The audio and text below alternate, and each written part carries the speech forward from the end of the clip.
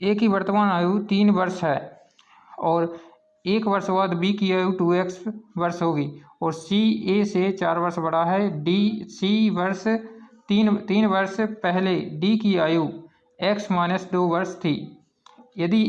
A B और D की वर्तमान आयु का औसत 24 वर्ष है तो सी की वर्तमान आयु ज्ञात कीजिए। सी कही है ए बी सी और डी, 3 लोगों की आयु दी गई है। तो ए की वर्तमान आयु कितनी है 3x और 1 वर्ष बाद बी की आयु 2x थी, तो 2x थी, 1 वर्ष बाद 2x थी, 1 वर्ष बाद थी, 1 वर्ष बाद 2x थी, तो 1 घटा दें तो जब गई वर्तमान आयु जब वर्तमान 1 वर्ष बाद 2x थी तो 1 घटा दें तो 1 वर्ष पर जो वर्तमान आयु ये है। और सी ए से 4 वर्ष बड़ा है, सी क्या है ए से 4 वर्ष बड़ा है, तो सी की आयु कितनी हो जाए x+4। सी की जब वर्तमान ये सबकी कहा वर्तमान आयु ये वर्तमान है तो वर्तमान आयु निकल गई सी। और 3 वर्ष बाद 3 वर्ष पहले डी की आयु x-2 थी, तो 3 वर्ष पहले डी की आयु कितनी थी x-2, 3 वर्ष पहले की बात है, जब पहले की बात, तो वर्तमान आयु कितनी हो जाए x-2 + 3, तो कहो जाए वर्तमान आयु x+1,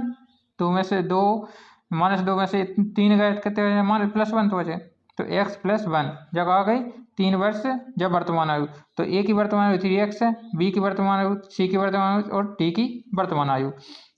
तीनों की वर्तमान आयु आ गई, चारों की वर्तमान आयु आ गई। तो यदि ए बी और डी की वर्तमान आयु का औसत 24 है तो क्या है ए प्लस बी प्लस